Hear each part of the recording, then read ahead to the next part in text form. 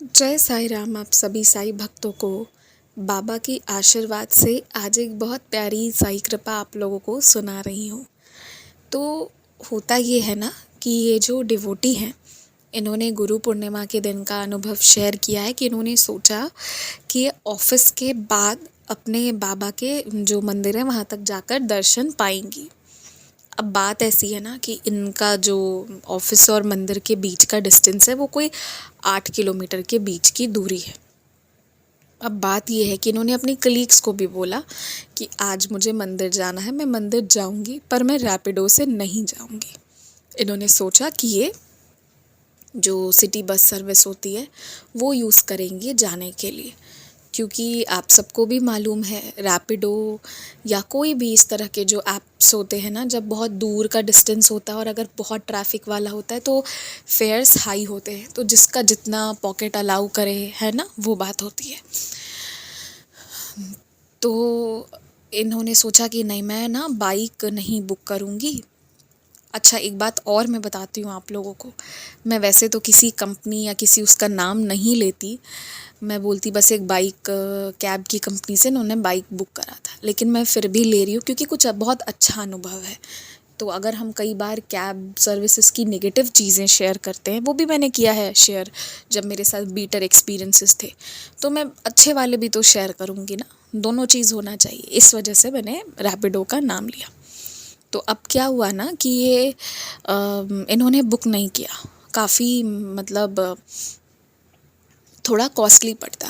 अच्छा, बहुत सारे लोग जो ये यूज़ नहीं करते होंगे, जिनके शहरों में नहीं होगा, वो ये सोच रहे होंगे कि 8 किलोमीटर की तो बात है, लेकिन हाँ, जिन शहरों में है उन्हें पता है अगर कहीं पर ट्रैफिक ज़्यादा होती है, ज़्यादा बिजी एरिया होता है ना, तो वो बहुत कॉस्टली होता है। मतलब 8-9 किलोमीटर के उस डिस्टेंस में भी ना 300-400 ऐसे भी मांगते हैं, तो रोज़ रोज़ मतलब उतना देना तो पॉसिबल नहीं भी होता है। तो इन्होंने भी इसलिए सोचा कि ये रैपिडो से नहीं जाएंगी, ये बस से जाएंगी। और वाकई में ऑफिस होने के बाद, मतलब उस दिन का शिफ्ट ख़त्म होने के बाद इन्होंने बस लिया। ठीक है, वो बस भी चली, सब ठीक था, सब परफेक्ट था। अच्छा, एक और रीज़न था, इन्होंने अपनी कलीग को बताया कि मैं बाइक बुक नहीं करूँगी रैपिडो। उसके पीछे एक रीज़न ये भी था कि इनको ना गर्मी का टाइम था, गुरु पूर्णिमा जो अभी गया 2025 वाला, तो गर्मी का भी टाइम था, तो वैसे में हेलमेट पहनने से थोड़ा अनकंफर्टेबल भी फील होता है। तो दोनों रीज़न्स थे, फेयर भी और हेलमेट की वजह से डिस्कम्फर्ट। तो इन्होंने नहीं लिया था। लेकिन 3 किलोमीटर वो बस चली जिसमें ये बैठी सिटी सर्विस वाले बस पे, और 3 किलोमीटर बाद जाके वो रुक गई और उन्होंने बोला कि बस में ना कुछ प्रॉब्लम आ गई है। तो कुछ देर इन्होंने वेट किया, बट उन्होंने बोला हम जा ही नहीं पाएंगे आगे, क्योंकि बस में ना कोई प्रॉब्लम आ गई है। तो इन्होंने सोचा अब क्या, अब 3 किलोमीटर के बाद तो सच में कोई ऑप्शन नहीं है यहाँ पे, है ना, तो अब तो रैपिडो ही बुक करना पड़ेगा, जो इनका मन नहीं था क्योंकि वो थोड़ी कॉस्टली होती है। लेकिन कोई ऑप्शन नहीं होने पर, और क्योंकि मंदिर भी जाना था, तो इन्होंने फिर बुक कर लिया। बोला चलो ठीक है, कोई बात नहीं। अब ना ये एक्सपीरियंस इतना क्यूट एक्सपीरियंस है ना, इतना मतलब बाबा ने इनको गिफ्ट दिया एक एहसास, कि जैसे ही वो रैपिडो वाले भैया आए, उन्होंने आते ही माफ़ी मांगी कि उनसे गलती से हेलमेट जो है वो छूट गई है, तो क्या ये बिना हेलमेट के जा पाएंगी। उन्होंने इनसे माफ़ी मांगा, तो वो बोली ठीक है, कोई बात नहीं भैया। और ये बहुत ऐसे खुश हो गई कि मुझे हेलमेट से ही प्रॉब्लम थी, और पूरे रास्ते भी कोई प्रॉब्लम नहीं हुई, ये आराम से मंदिर तक गई। क्योंकि आप देखो, बिना हेलमेट के आप नहीं चल सकते हो ना, बट उस दिन ये मंदिर तक भी पहुंची। तो ये चीज़ हुई। उसके बाद वहाँ पहुँचते ही ये जैसे ही उतरी, तो भैया ने पूछा आप बाबा के मंदिर जा रहे हो, तो उन्होंने कहा हाँ। तो उन्होंने कहा ठीक है आप जाओ। मतलब आप जाओ, मतलब इन्होंने जैसे ही पैसे निकाले देने को, तो वो लेने से साफ इनकार कर दी। उन्होंने कहा जो भी लोग मंदिर जाते हैं मैं उनके फेयर कभी नहीं लेता। और ये रिक्वेस्ट करती रह गई, कम से कम बेसिक अमाउंट तो ले लीजिए, पर वो भी नहीं लिए इनसे, उन्होंने साफ मना कर दिया। ये कॉस्ट के वजह से रैपिडो यूज़ नहीं कर रही थी और हेलमेट की वजह से रैपिडो बुक नहीं कर रही थी, और दोनों चीज़ें मतलब आप सोचो कितना आश्चर्य की बात है ना ये, कि कैसे व्यक्ति से बाबा मिलवाए जिसने फेयर लेने से इन्होंने कितना रिक्वेस्ट किया कि भैया कुछ तो आप ले लो, पर वो नहीं लिए। और आपको पता है हर राइड पर जो हम इनको पे करते हैं, फिर रैपिडो अपना प्रॉफिट भी लेता है, तो वो तो बल्कि उनसे और लिया ही होगा, रैपिडो को भी उन्होंने कुछ अमाउंट पे किया होगा उन 5 किलोमीटर्स का। पर ये उनकी श्रद्धा थी सारे श्रद्धालुओं के प्रति और सारे भगवान के प्रति, कि जो भी किसी स्पिरिचुअल प्लेस पे जाता है, चाहे कोई भी हो, तो वो उससे पैसे नहीं लेते, और इनसे नहीं लिए। और इस तरह ना इनके गुरु पूर्णिमा पर इनको जिस तरह से, जितने से, जैसे अच्छे से मंदिर जाने की इच्छा थी, ये उस तरीके से वैसे ही मंदिर गई। और पूरा फेयर माफ़ कर देना, मतलब आप सोचो तो नहीं, ऐसा आज के टाइम पे ऐसा थोड़ी होता है। अब आपको ना मैं एक चीज़ और बताती हूँ इसी से, कि मैं एक दिन मंदिर जा रही थी, तो क्या हुआ ना कि मतलब मैं रोज़ जाती थी मंदिर, तो पहले दिन मुझसे जो भी फेयर लिया गया, अगले दिन जब वो दूसरे ई रिक्शा से मैं गई, तो उन्होंने ना मुझे कुछ पैसे लौटा दिए। तो मैंने बोला भैया यहाँ तक का तो इतना नहीं होता है, इतना होता है। अगर कोई मुझे मतलब मुझसे कम भी ले तो मैं वो भी चीटिंग करके हम क्या मंदिर जाएं। तो मैंने बोला, तो उन्होंने कहा नहीं, आप मंदिर जा रही हो ना, आप इसे मंदिर में ही चढ़ा देना। तो ये एक उनका गेस्चर था, उन्होंने पैसे ही कम लिए। और फिर उन्होंने कहा, तो वाकई में वो कॉइन्स जो है ना, मुझे याद है मैंने हाथ में रखे रहे, और सच में मैं ले जा करके फिर मैंने मंदिर में ऑफ़र किया था। तो होते हैं कुछ लोगों के बड़े प्यारे गेस्चर्स होते हैं। तो यही बात है, यही बहुत सुंदर इनका गुरु पूर्णिमा का अनुभव था जो मैंने आप लोगों के साथ शेयर किया। आप लोग भी अपना कोई अनुभव हो तो स्क्रीन पर दिए गए ईमेल आईडी या व्हाट्सएप के ज़रिए ज़रूर शेयर करिए। यही एक्सपीरियंसेस हमें बाबा के बहुत पास ले जाते हैं, और कोई रोता हुआ भक्त जब इसे सुनकर सुकून से सोता है ना, तो बहुत पुण्य मिलता है। आप समझ नहीं सकते हो कि आपके कितने सारे प्रॉब्लम्स का सल्यूशन होता है ना, जब आप ये एफ़र्ट्स लेते हो तो। इसलिए मैं और किसी चीज़ के लिए नहीं, पर हाँ, अनुभव के लिए हमेशा कहती हूँ कि आप अब अनुभव सुनो भी और आप बताओ भी। कई बार, कितनी बार, कितने एक्सपीरियंसेस मेरे पास ऐसे हैं जो यहाँ अभी तक शेयर नहीं हुए, पर उस एक्सपीरियंस को पढ़ने के माध्यम से बाबा ने मेरा मार्गदर्शन किया। तो आपकी वजह से अगर मेरा मार्गदर्शन हो, 1 का हो चाहे 1000 का हो, मेरी बनेगी चाहे किसी की भी बनेगी, तो वो आपको तो उसकी ब्लेसिंग्स तो मिलेगी ही, ये तो होता ही है। तो बस इसलिए मैं हमेशा कहती हूँ कि अनुभव शेयर कीजिए, ज़रूर कीजिए। इसके लिए एफ़र्ट जो लगाना पड़े लगाइए, चाहे लिखकर, बोलकर, वीडियो, ऑडियो, जैसे मन हो वैसे कर सकते हैं। तो अनुभव शेयर कीजिएगा अपने अपने। तो ये ना एक अनुभव था जो मैंने शेयर कर दिया। अब ना एक बात मैं कहना चाहूँगी, इस पे मैंने ना पहले एक लॉन्ग वीडियो बना दिया था इस टॉपिक पे, फिर मैंने ना उस चीज़ को डिलीट करी। मुझे लगा नहीं, 15-20 मिनट के लिए मतलब वो एक्सपीरियंस पर, मतलब उस टॉपिक पे पूरा डिटेल करके बोलना कोई ज़रूरी नहीं है। तो मैंने सोचा मैं यहीं पर आप लोगों से ऐसे बात करती हूँ ना जब, तो मैं ये चीज़ भी शेयर करूँगी। अभी 3-4 दिन पहले मैं और मेरी फ्रेंड एक दिन मूवी देखने गए। तो मैं ना पहले पहुंच गई, 2-3 मतलब 5-7 मिनट पहले पहुंचकर मैं अंदर मतलब उस मॉल के अंदर नहीं गई, मैं बाहर ही वेट कर रही थी। तभी क्या होता है कि एक बहुत गरीब सा बच्चा, गरीब मैं इसलिए एड्रेस कर रही हूँ क्योंकि उनके अटायर को देख के वैसा लग रहा था, और आप समझ जाइए, समझाने के लिए बोल रही हूँ, किसी पर मॉक नहीं कर रही हूँ। तो वो जा रहा था अपनी मदर के साथ, ठीक है। उसकी मदर जा रही थी, हाथ पकड़ी हुई थी, सिंपल साड़ी पहनी हुई, सर पर पल्लू रखे हुए। और वो बच्चा जो था ना, वो गंजी भी पहना हुआ था, उसने टी शर्ट नहीं डाला था और शॉर्ट्स पहना हुआ था। वो ना अपने मुंह से विसल कर रहा था, मतलब वो सीटी बजा रहा था, और वो सीटी बजाते बजाते जा रहा था। अब मैं कहीं पर खड़ी रहूँगी तो मैं तो आसपास चीज़ों को देखती रहती हूँ, बहुत ऐसे क्या हो रहा है, कौन जा रहा है, क्या कर रहा है, सब देखती रहती हूँ मैं। तो वो बच्चा पता है क्या किया, जैसे उसकी नज़र पड़ी मुझसे, मतलब मेरी नज़र उस पर गई और उसकी मेरे, हम दोनों का आई कांटेक्ट हुआ। उसके बाद वो बच्चा रहा होगा कुछ 7 से 8 साल का, उससे ज़्यादा का नहीं था, पर कितना बेशर्म, उसे मतलब कितनी गंदी ट्रेनिंग दी गई होगी। इतने गलत तरीके से वो मुझे देखकर सीटी बजा रहा था, इतने गलत तरीके से कि मैं क्या बताऊं। और पता है, जब कोई गलत नज़र से देखता है ना तो वो चीज़ समझ में आ जाती है। और मुझे हंसी आ गई उस चीज़ पे कि कितना छोटा सा तो है ही है, क्या ही है, मतलब छोटा सा तो बच्चा है।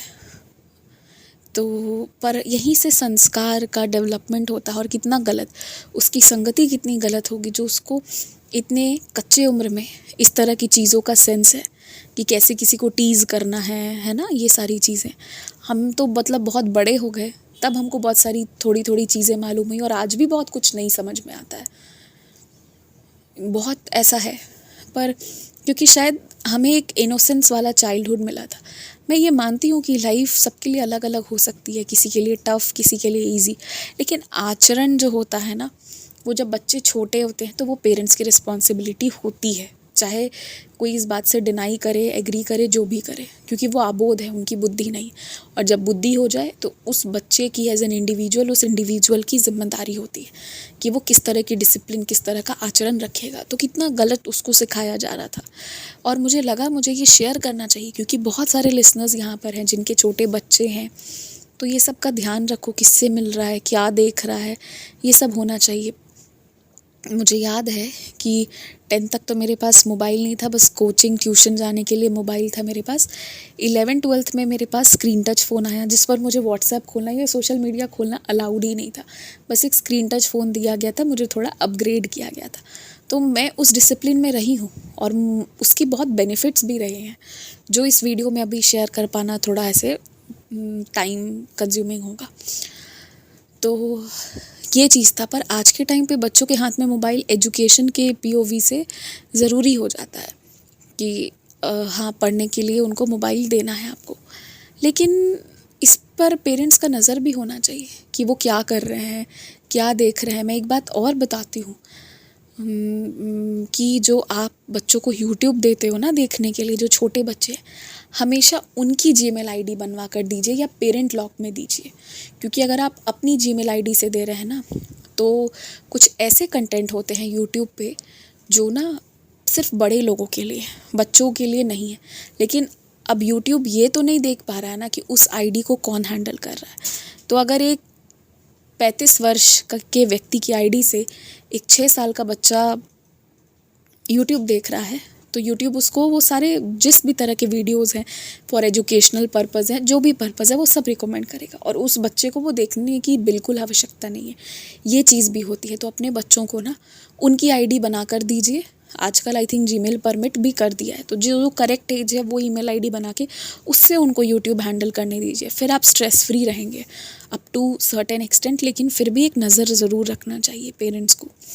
और इससे मुझे ये घटना याद आई कि मैं पहले जहाँ सोसाइटी में रहती थी ना, मुझे बच्चों के साथ खेलना ये सब बहुत पसंद था और सब मुझे बहुत प्यार भी करते थे बाय बाबाज़ ग्रेस।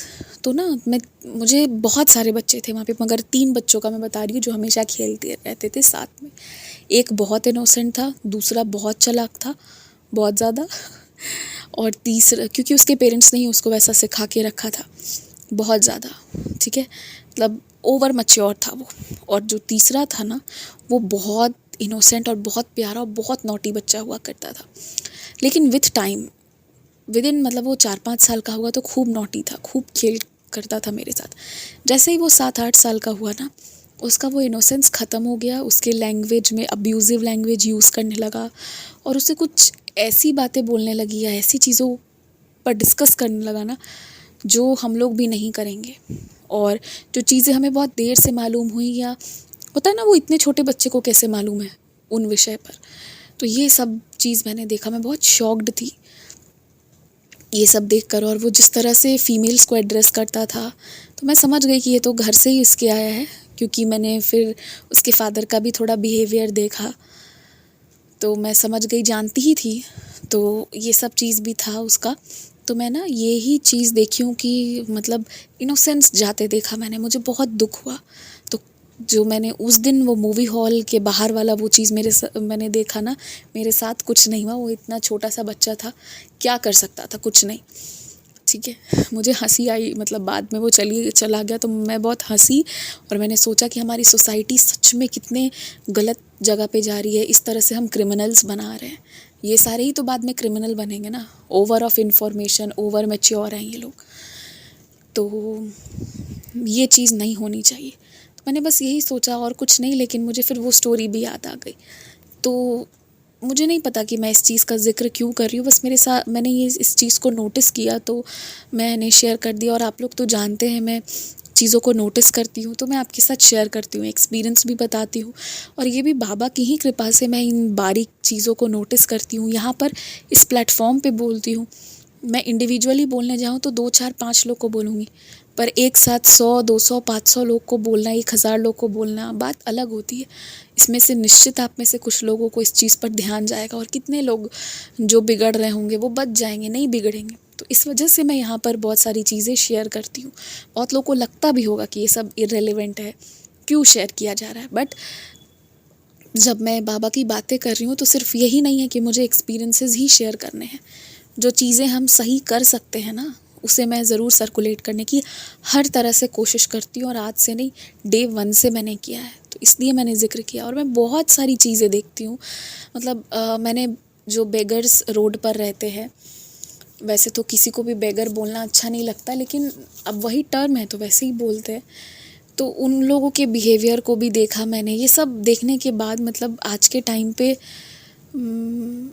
ऑनेस्ट लोगों को पहचानना भी बहुत मुश्किल होता जा रहा है। लेकिन अगर हम लोग चेंज होंगे ना, और हम लोग एक बहुत पॉजिटिव माइंडसेट के साथ चलेंगे, तो ये सारे लोग हमसे दूर रहेंगे। मैं जो जहाँ पर खड़ी थी ना, वहाँ पर कुछ इसी तरह के बेगर्स के नाम पर सो कॉल्ड फ्रॉड करने वाले लोग खड़े थे, जो इधर उधर सबका पैर पकड़ रहे हैं, हाथ पकड़ रहे हैं, पर मुझे कोई डिस्टर्ब करने नहीं आया, किसी एक ने भी मुझे तंग नहीं किया।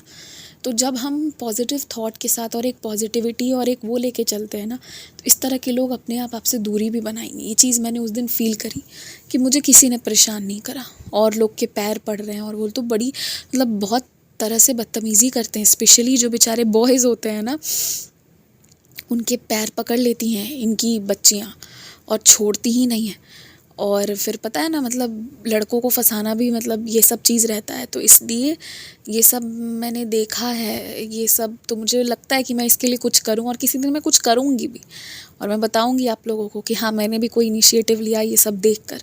क्योंकि अगर एक तरफ आप कह रहे हो कि फ़ीमेल्स अनसेफ हैं, तो फीमेल्स को भी ऐसी हरकतें नहीं करनी होंगी ना, कि आप पैर पकड़ रहे हो, उस लड़के को जाने नहीं दे रहे हो। मैं परेशान होते कितने लड़कों को देखा है यहाँ बोरिंग रोड चौराहा पे, या जहाँ मैं गई थी, ये सारी चीज़ें हैं। तो हाँ, ये सब चीज़ों को मैं देखती हूँ, नोटिस करती हूँ, आप लोगों के साथ शेयर करती हूँ। और मैं यही कहूँगी कि बाबा का स्मरण करिए, बाबा का ध्यान करिए, और बस अच्छे कर्म करते जाइए अपने प्रति, अपने सारे रिश्ते नाते के प्रति।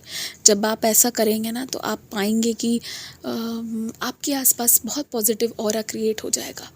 एंड अगर हम लोग सब मिलके थोड़ा थोड़ा भी चेंज करेंगे ना, थोड़ा थोड़ा भी, तो हमारे आगे का जनरेशन बहुत अच्छा हो जाएगा। बहुत मैसिव चेंज अपने आप आ जाएगा with just a little bit of change. तो बस यही करना है हम सब ने। जय साईं राम।